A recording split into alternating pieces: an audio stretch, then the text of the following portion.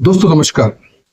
दोस्तों आज इस वीडियो में हम जानेंगे किस तरह से हम देख सकते हैं कि आपके भविष्य में आपके होने वाले जीवन साथी क्या वो धन लेके आ रहे हैं, क्या वो बहुत बड़ी फैमिली से हैं, क्या वो आपके जीवन में आने के बाद में आपके खुद की धन में वृद्धि होगी। देखिए वैदिक एस्ट्रोलॉजी में बहुत सी चीजें देखी जाती है, खास करके आपकी कुंडली जिसे हम लग्न चार्ट कहते हैं, जो बताता है कि क्या आने वाला आपके जीवन साथी बहुत धनी होगा, पैसे वाला होगा। इसके लिए हमें कुछ ग्रहों को देखना होता है, कुछ भावों को देखना होता है, कुछ युतियों को देखना होता है और कुछ दृष्टियों को देखना होता है। लेकिन सबसे ज्यादा जो इम्पोर्टेंट है वो है आपको सबसे पहले सातवें घर को देखना है। क्या आपका सातवां घर जो कि शादी का घर है आपकी कुंडली में, जिसको हम D1 चार्ट कहते हैं, उस घर में आपके होने वाले जीवन साथी का औहदा, उसका स्टेटस, उसके पास कितना धन होगा, ये पता पड़ सकता है। कैसे? अगर आपका सातवें घर में अगर शुभ ग्रह बैठे हों, जैसे कि गुरु हैं, शुक्र हैं या फिर बुध है, अगर वो सातवें घर में है तो ये बताता है कि आपके जीवन साथी या जीवन साथी के थ्रू आपको काफी पैसा मिलेगा और जीवन साथी आपकी मदद करेगा। अगर सातवां घर पीड़ित है ऐसे ग्रहों से जिसे हम पापी ग्रह कहते हैं, जैसे कि शनि, मंगल या फिर राहु केतु से, तो आपको ध्यान देना होगा कि ये आपके जीवन में कुछ कठिनाइयां सातवें घर से संबंधित लेके आ सकता है। लेकिन वहीं पर अगर अच्छे ग्रहों की दृष्टि इन ग्रहों पे पड़ रही है तो सिचुएशन काफी संभल सकती है। दूसरी बात है, आपके सातवें घर के स्वामी, उसे देखना बहुत जरूरी है।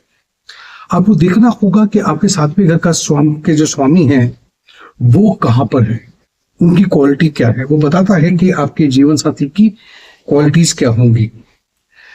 सातवें घर का स्वामी अगर शुभ ग्रह है और वो लगन में बैठे हैं, दूसरे भाव में बैठे हैं, चौथे भाव में बैठे हैं, या तो फिर नवम स्थान में बैठे हैं, या फिर 11वें घर में भाव में बैठे हैं, ये बताता है कि आपका जीवन साथी बहुत धनी, पैसे वाला होगा।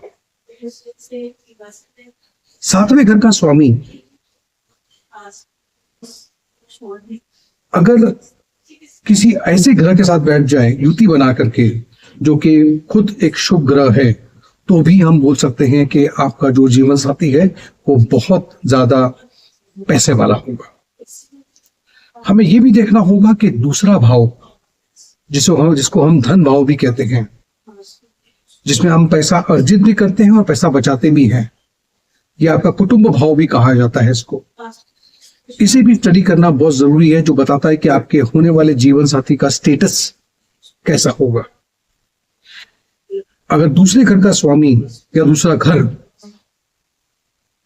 और उसका स्वामी अगर अच्छी जगह पर बैठे हैं तो ये बताता है कि आपके जीवन साथी आपसे जब उनकी शादी होगी तो आपके जीवन में धन की वृद्धि होगी। 11वें घर को भी देखना भूलना नहीं चाहिए हमें। 11वां घर जो है वो बताता है कि आपकी इनकम क्या है, आपका गेन क्या है, और आपकी जितनी भी इच्छाएं हैं वो इच्छा पूरी होंगी या नहीं होंगी, वो 11वें घर से देखी जाती है।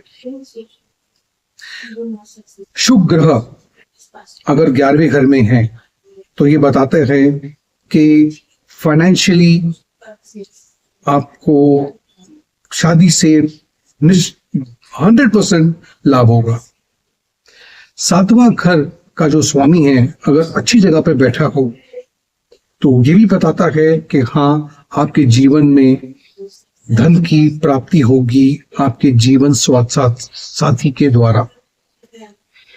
कुंडली में ये भी देखना बहुत आवश्यक है कि शुक्र की पोजीशन क्या है, क्योंकि शुक्र शादी से संबंध रखता है, ऐशो आराम से संबंध रखता है, प्यार से संबंध रखता है।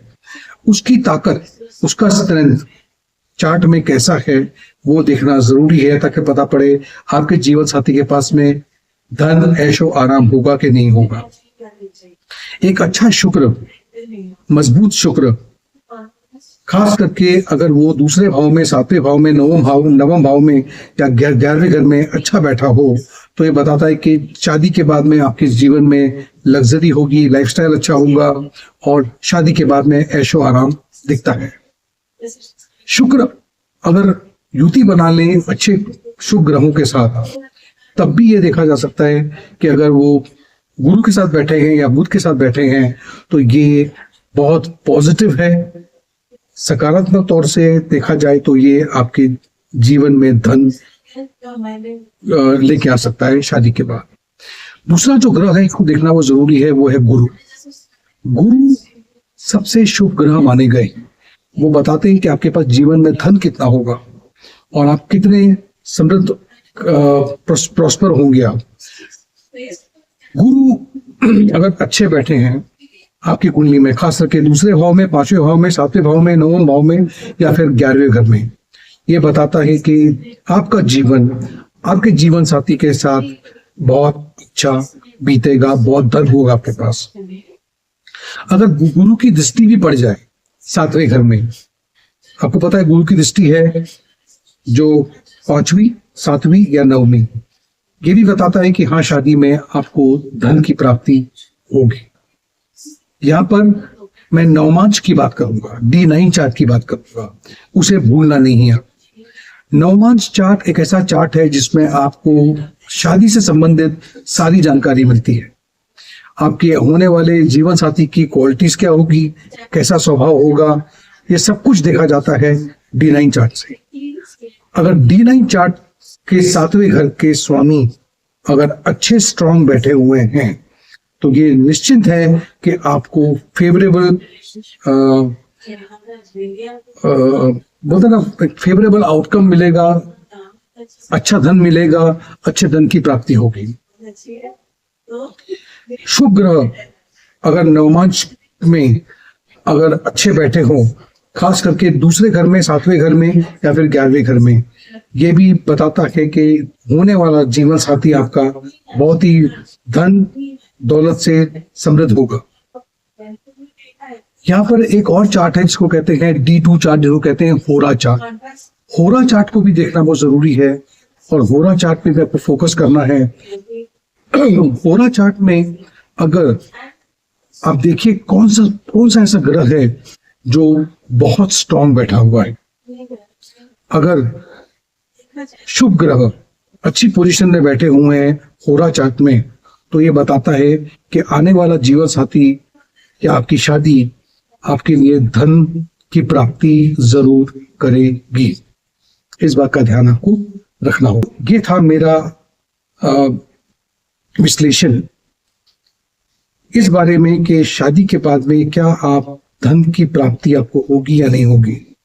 मेरा ये वीडियो अगर आपको पसंद आया हो तो उसे एक लाइक जरूर दीजिएगा, मेरे चैनल को सब्सक्राइब कीजिएगा और नोटिफिकेशन और बेल आइकन पर क्लिक करना भूलिएगा नहीं।